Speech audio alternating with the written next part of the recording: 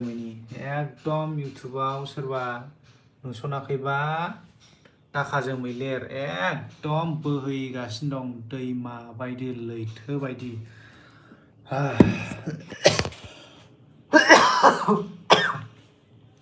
जिखुनु आंना देहा थिग गैया उन्दुनाय गैया सानथामसै फासथायाव उन्दुयो 9थायाव सिखारो 8थायाव सिखारो बिदि जागासिनो दङ मेगन मोदै जागासिनो दङ खर' गरम जाजोब्बाय मा खालामनो नोंथांमोनाथ' नुगासिनो दङ ना दैबाना जादों दैबाना दाखा जोमैनि इउटुबाव दैबाना जादों हगार बेसेबां हायो हगार जेबो नङा आं बे लाइभ जोबखांनायनि उनाव नोंथांमोना गासिबो बे भिडिअखौ आपल'ड खालामफिन रि-आपल'ड खालामफिन बे भिडिअखौ शेयार खालामजोब बयनोबो शेयार खालामाबो आपल'ड खालाम गावबा गावनि चेनेलाव आपल'ड खालाम फेसबुकआव आपल'ड खालाम इन्स्टायाव आपल'ड खालाम आं गिबियावनो बे बाथ्राखौ होननानै दोनखाबाय आरो आं मेसेज नायथ'ला दे जिखुनु आं फंनैसोल' बाथ्रा बुंनानै थांनोसै एकदमबारे मा खालामबावनो आं दा मथा मथि कपिराइट स्ट्राइक हरनाया 120थानि बारबाय दानो होयो दानो माबायो दानो होयो दानो फैयो नैबे गोदान 1 2 3 4 5 6 7 8 9था बे गोदान दहाय फुङाव होनाय आं 9थायाव सिखारनाय लोगो लोगो होदोंमोन एकदम मोदोम मावजोबदों मिथिबायना आंना बे गोथां गोथाङा स्ट्राइक जाजोब्बाय ओमफ्राय नैबे गोजाया मोनसे दंबावो इनफ'नि डेट माने इमेलावहाय बिनि डिटेल्स हरबावनांगौ दं बे गोजाया बे मोनसे जाबाय बे मोनसे जाबाय नै मोनसे दंबावो ओमफ्राय बैयाव 6था दं 6थानि बे गोथाङा जाजोब्बाय रिजल्भ एन्ड बे जायाखै मथा मथि बेवहाय मोनथामा जाबायदां जायाखै नैबे जाबाय जायाखै मोननैल' जादों दा बेखौ आं इमेल लिरफिननांगौ बिराद खस्थ' लिरोलै आंसो मिथिगौ माबायदि लिरदों इंलिश रोङा बाल इंलिश रोङा मोजाङै ओरैबादि खस्थ' लिरदों रोंबाथ' इमेलावनो लागावजोबगौमोन आं खेबसेनो प्रपारलि इंलिश लिरनो रोङै जाबजों ओरैबादि माथा गरम मारै लिरनो मानो लिरबायल' जायखिया थांजोब्बाय जिखुनु स्ट्राइकनिल' बाथ्रा नङा दिनैनि दिनाव बिराद एक्सन गोग्लैसिगोन मोनब्रै डिस्ट्रिक्टआवहाय अलरेडि जाजोबखाबाय बुस्थुआ मा खालामनांगौ मानांगौ आं जेबो डिटेल्स खिथाथ'ला जिखुनु डाइरेक्ट एक्सननि उनावहाय जों भिडिअ रेकर्ड खालामगोन ओमफ्राय हगारगोन डाइरेक्ट मथा मथि दिनै मोनसे नङा मोनसे गथारगोन भिडिअ माने ओरैबायदि जों केसखौ होबाय case apply खालामनायावहाय long process cyber क्राइमावहाय मथा मथि मास मोनसेसो नांगौ अब्ला जों बिदिखौ नेनो हायाना माने बिसोर हेक खालामगोन हेक खालामनानै बिसिनि डिटेल्स बरनगोन बिदि खालामजोबगोन बिराद लं प्रसेस जों बेखौ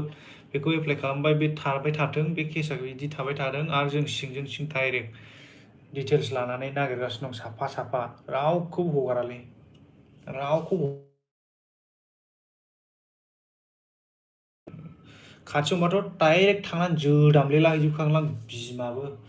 एकदम माथा गरम जाजोब्बाय आंना मोदोम आखाइ मावजोबखाबाय दहाय सिखारनायावथ' बाब मा जायाथाय मबाइलखौनो थुनो रोङाखै आं आरो फंखौसो फन हरबाय आंनो एकदम आं रायज्लायहरनोबो रोङासै सिरिस थाबाय आं एकदम खर' गरम जाजोब्बायलै जों एकदम जानो लोंनो सुख गैला साथामबो मा खालामबावनोथाय दानो थांगोन हमहैगोन निमाहा होदो अनदो उन्दै मानसि बुजियाखै मोनथियाखै नुवाखै खोमा भिडिअखौ जाय इउटुबाव हगारदों बे गासिबो इउटुबाव एक्टिभ गोजा इउटुबाव नायै गोरों गोजाखा बिसोरो गथ'सो मानसिफ्रा दा मा खालामनो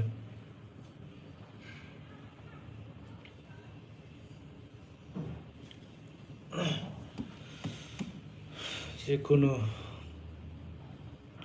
बेसेबां हायो नोंथांमोना हेल्प खालामनांगोन आं जोंखौ गामियावहाय जाय चेनेलफोरा हगारदोंब्ला मोनथियोब्ला स्रोदै खबर खालाम कल खालाम आंनाव डाइरेक्ट नाम्बारा ला 7896911238 7896911238 बे आंनि नाम्बार पार्सनेल नाम्बार आं रावनोबो शेयार खालामाखैमोन बे नाम्बारखौ कल खालाम चेनेलखौ मोनथिबानो कल खालाम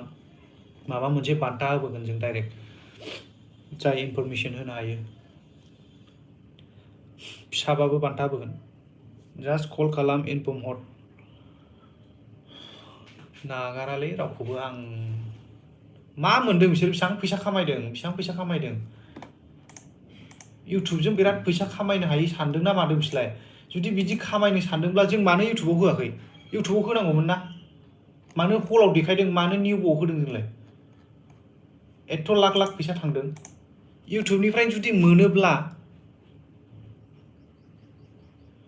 जों इउटुबाव होनो हागौमोन ना इउटुबाव फैसा मोनालै बाबुमोन नानिमोन नोंसोर मा मोनो इउटुबावहाय नोंसोर गाव गावनि टेलेन्टखौ बाहायनो नाजा गाव गावनि टेलेन्टखौ बाहायनानै नोंसोरनि कन्टेन्ट क्रिएट खालाम गोदान कन्टेन्ट क्रिएट खालाम नट रिआपलड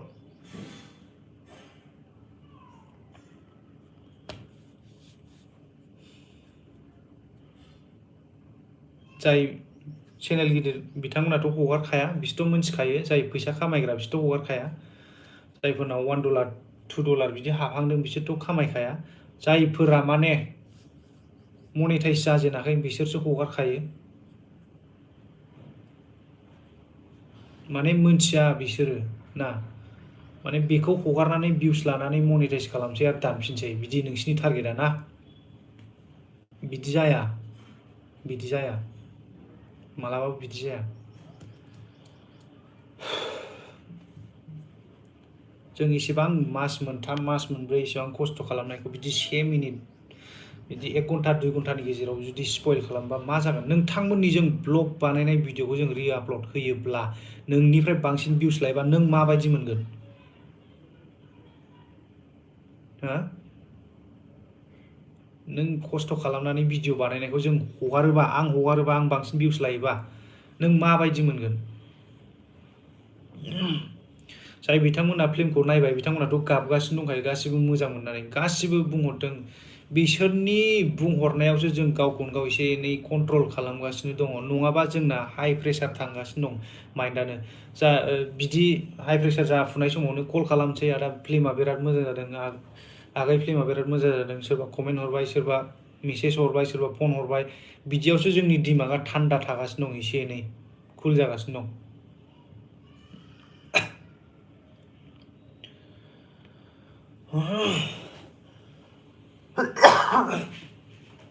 जाय बिथांमोनाथ' नायदों बिथांमोनाथ' मोजां मोनजोबखाबाय जिखुनु नोंथांमोना गाबगासिनो दं सिनेमाखौ नायनानै जोंहा गाबगासिनो दं भिउसखौ नायनानै निउ ब'आव भिउसखौ नायनानै जोंहा गाबगासिनो दं माला सासे बारायो माला सानै बारायो माला साथाम बारायो माला बिदि बुरजा जागोन भिउसआ बिदि बुरजा जागोन जोंहा बेखौ गाबगासिनो दङ नोंस्राथ' भिउसखौ नायनानै माबा सिनेमाखौ नायनानै गाबबाय दे जेबो नङा जाबाय जोंहा भिउसखौ नायनानै गाबगासिनो दं मानो होनब्ला इउटुबाव फिसा फिसा हगारगासिनो दं इउटुबाव नुखायोबा जों मानो निउ ब'आव नायनो ना बेसो खोथाया इउटुबावनो फिसा फिसा जों नायलांगोन देनांसिमहालागै ओंखारखागोन अब्ला जों मानो निउ ब'आव नायनो नायनाङालै मा मोननो फैसा हरनानैलाय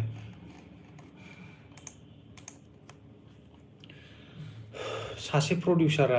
प्रडिउसारा सिनेमा बानायनो बिराद फैसा नांगौ जायो जों हारसिं हाया हिसाबै जों साथाम लोगो नांनानै जोंनाव साख्रि गैया मा गैया जों साथाम लोगो नांनानैसो जोङो बानायदों फिल्मखौ साथाम लोगो नांनानै जों फिल्मखौ बानायनायावहाय गोबां खरस थांदों बे खरसखौ बोखांनांगौ जोङो बोखांनानै आरो लाब बानायनांगौ लाब बानायब्लासो जों नेक्स्ट फिल्म टारगेट खालामनो हागोन जुदि लाब बोखांनो हायाब्ला जों माजों बानायगोन बे जाखिनि मुल बे दा सोलिबोनायसिमावनो जोबलांजोब्बाय फैसाफ्रा दा जोंनाव मुलानो फैयाखै आरो लाबखौल' मा होननो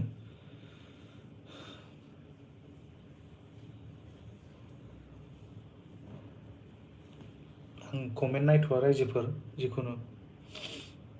नोंथांमोना बुजिखादों आं फंनैसोल' बाथ्रा बुंनानै थांसै जिखुनु इनफर्म हो हायोब्ला आंनि नाम्बारखौ खनसे बुंबावबाय 7896911238 नोंथांमोना अननानै प्लिज आंनो जानला मोनला खोथानि थाखाय कल दा खालाम मेसेज दा खालाम प्लिज आं बिराद हेडेकआव थायो एभ्रिडे आं बिराद बिजि थायो इम्पर्टेन्ट खोथाखौल' हर आंनो प्लिज आं मैया दाख्लै सोरबा सानै मानसिजों नांलाय हरनाय जादों सोरनिबा नाम्बार बिहरलाबाय थानाय मानाय बिराद ओरैनो टेनसनाव दंखायो बिराद जोंहरखादां लेभेल जाबायना माबायना बिराद खाथियाव मोनबा जोदामलेलाजोबनो लुगैखायो आं बिदि मानसिफोरखौहाय मासथिनि खाथियाव नायफैदोंलाय माबायदि जानानै दं जोंफोरो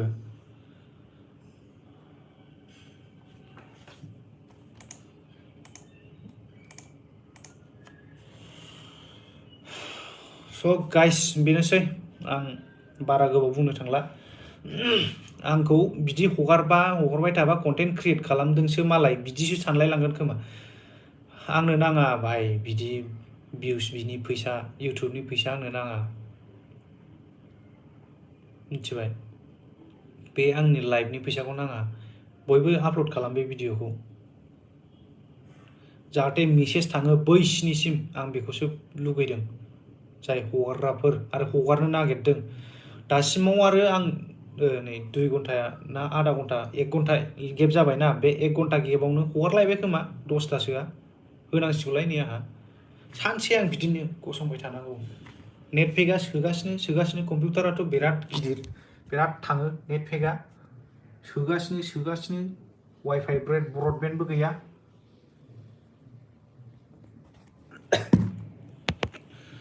ना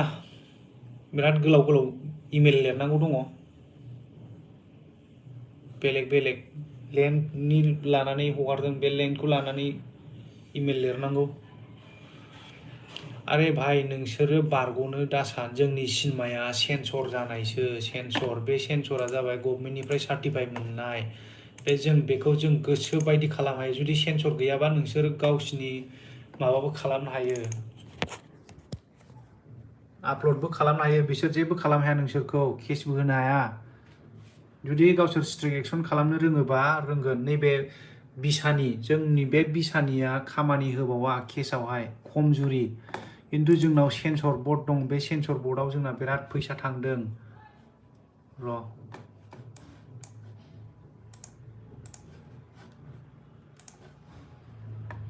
सेन्सर नैबे जाबाय सेन्सर बर्ड जों बे रेजिस्टार आइडिनि थ्रुयै जों गासिबो खालामजोबनो हायो बे रेजिस्टार आइडिनि थ्रुयै जोङो नोंसिनो स्ट्राइकबो हरनो हायो एभ्रिथिं खालामनो हायो जोंनाव बे दङ दाका जोमैया रेजिस्टार मिथिबाय नोंसोरो माने आपल'ड होनानै बेसोरो आपल'ड होग्रोखायाखै आंखौ कपिराइट स्ट्राइक हरनो हानाय नङा बिदि दासान हायो हरगासिनो दं आङो नै हरनोसो हास्लाबाखै सोर साबसेया होगासिनो दङ दानो होयो दानो हरो दानो होयो दानो हगारो दानो होयो दानो हगारो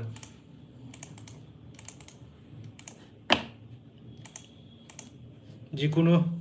हाखु दाखु गरमजों माबा माबि भुल खोथा बुंफ्रांदोंबा गाज्रि जामोन खर' गरम जाजोब्बाय जिखुनु जाया थेंक इउ जाय बिथांमोना सापर्ट होगासिनो दङ जाय बिथांमोना जोंजों क'पारेट खालामदों बिथांमोनखौ आं गोसो गोरबोनिफ्राय थेंक इउ हरबाय आरो अननानै जोबजासिम बे मिशना जोबजासिम नोंथांमोना जोंखौ सापर्ट खालामनांगोन जाय बिथांमोना जोंजों दासिम सापर्टआव दं नोंथांमोना अननानै सापर्टआव थाबाय था स्ट्राइकनिल' खोथा नङा बुस्थुआ जों आगारखाया मानसिखौ सासेखौबो हगारा एकदम सिरियासलि सासेथ' दहाय आधा घन्टा हगारबावदों बे आधा घन्टा हगारग्राखौथ' गखाला बे मा मोनदोंलै मा मोनदों आपल'ड होनानै मा मोनदों ना फैसा खामायदों ना मादों गावनो गाव बदनामसो जागासिनो दङ आच्छा गाइसमोन मोनसे रिकुवेस्ट डाइरेक्ट जुदि सोरबा आपल'ड खालामनाय नुयोबा बयबो गासिबो फ्लेग खालाम माने इउटुबाव थांदो र' रिपर्ट हो नोंसोरबो दाका जोमै सापस्ट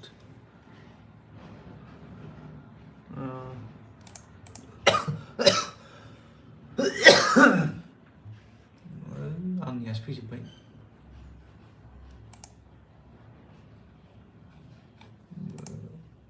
इउटुबखौबो रोंला नामाब्रा जिखुनु नोंथांमोना रोङाबा आं देखायनि गासिबोखौ ब्लेक खालामजोब इउटुबखौ रोंला नामाब्रा दाखा जोमै दैबाना एकदम इउटुबाव दाखा जोमैनि दैबाना सापस नैबे बड' किं नै बेथ' नाम मेनसन खालामबाय गला जिखुनु नैबे जि थायो मबाइलावहाय गोजौआवहाय रिपर्टआ अबाव थायोमोनथाय मबाइलनिखौसो मिथिगौलै बेयावनो थायोलै सापस बेखौ प्ले खालामबाय सेटिंस मोनसे अपसन दं नैबे सेटिंस अपसनावहाय मबाइलावबो दं बियो हैद बाल अबाव दंब्रा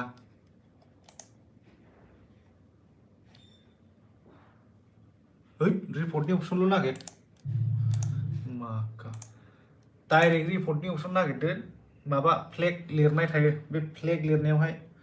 थुजोब बयबो जुदि बेवहायबो 10 जन बा 20 जननि बारा थुयो बे अट'मेटिक बे स्ट्राइक थाङो फ्लेगा